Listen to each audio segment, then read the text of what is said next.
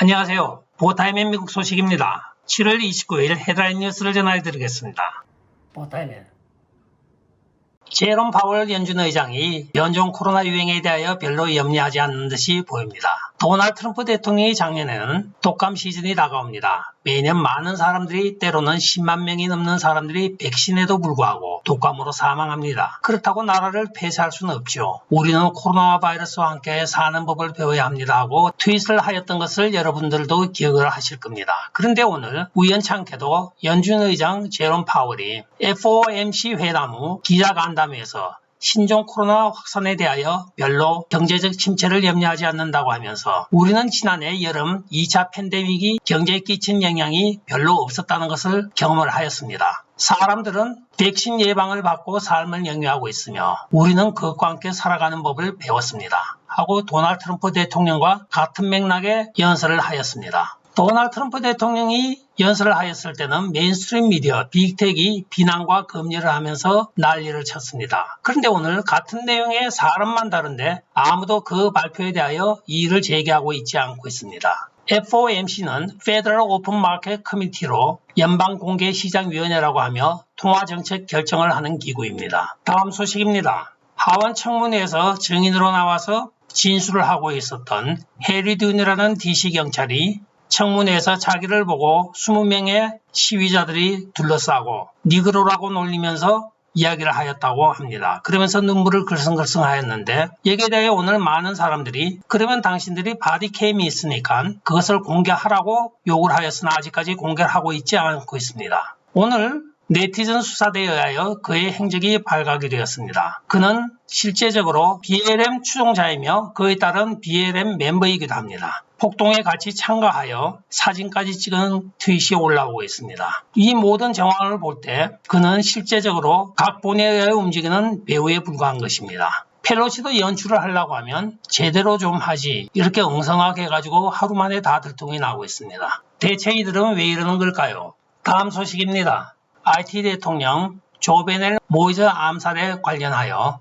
FBI와 국토안보 수사팀 소속의 연방요원들이 마이애미 5개 장소에서 수색영장을 집행을 하고 있습니다. 수색영장 집행은 도랄 소지의 CTU 보안회사 책임자인 안토니 안트르거와 월드와이드 캐피탈 랜딩 그룹의 소유주인 월터 비엔테 밀라를 상대로 진행을 하고 있습니다. 이 수색은 IT 당국이 인트리아고가 대통령 살해 의무를 하며 콜롬비아인과 ITN을 훈련을 시키고 있었으며 비엔테 밀라의 대출회사가 훈련 비용을 대어주었다고 주장해온 것에 수사 공조의 일환으로 집행된 것입니다. 가까운 이웃나라의 대통령이 죽음으로 미국이 지금 불똥이 튀고 있는 것입니다. 다음 소식은 민주당 내의 파워게임입니다. 일한 오마르가 학자금융자 대출에 대하여 그간의 유예기간을 두었던 것을 조 바이든 대통령에게 아예 면제를 하여달라고 지금 요구를 하고 나섰습니다. 그 이유는 코로나가 지금 대유행을 다시 시작함으로써 사람들이 인감이 없으니까 학자금 대출을 지금까지 지불 유예를 하였던 것을 아예 삭감을 해달라고 요구하였던 것입니다. 그러나 이에 대하여 낸시 펠로시 하원 의장은 지불을 나중하거나 아니면 일부 삭감을 해주는 것은 조 바이든 대통령이 할 수가 있지만은 지불 자체를 완전히 없애는 것은 조 바이든 대통령 소관이 아니라 우리 의회 소관이야. 내 손을 거치지 않고는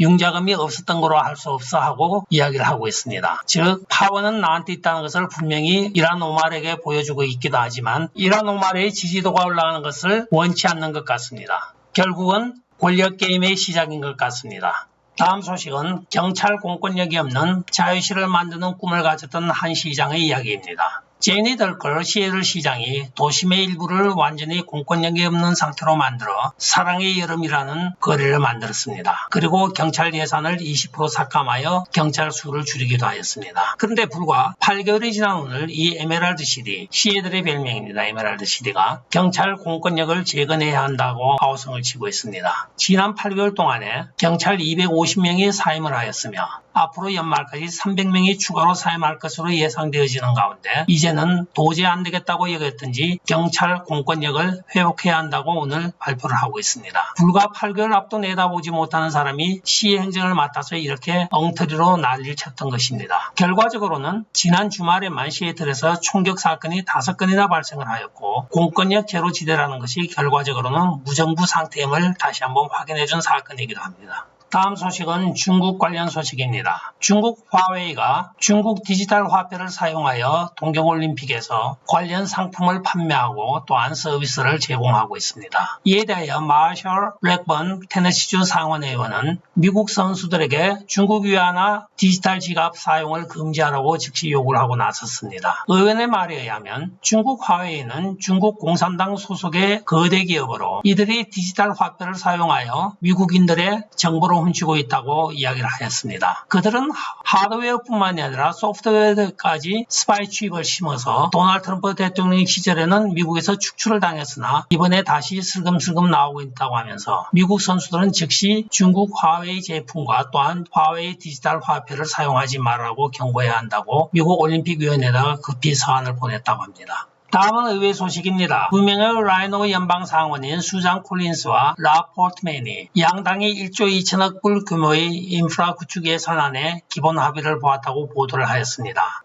공화당의 필리버스터에 걸려서 의사 진행을 하지 못하고 있었습니다. 67대 32로 가결이 되므로 본격적으로 인프라스트럭처 예산안에 대한 토의가 시작되게 됐습니다. 공화당의 인플레이션 우려와 민주당의 특별 예산안 규정을 사용하여 추진하기를 원하는 두 번째 기반시설 법안에 대한 공화당의 불안에도 불구하고 이 협상은 이루어졌습니다. 공화당의 수석 협상 대표인 로 포트만 의원은 주요 문제에 대한 합의가 이루어졌다고 말했습니다. 포트맨은 세부 사항을 알리기 위해 미치 매코넬을 만났지만 도널드 트럼프 대통령은 GOP가 끔찍한 거래에 반대하고 협상의 주도권을 가지고 임해야 한다고 말했습니다. 백악관의 팩트시트에는 5,500억 불로 새로운 대중교통에 대한 가장 큰 인프라 투자가 일어난다고 설명을 하고 있습니다. 그러나 팩트시트에는 돈이 들어와야 될 자금 조달 방법에 대하여서는 전혀 언급이 없습니다. 들어올 돈은 없는데 일단 쓰는 것부터 먼저 예산을 잡고 보고 있습니다.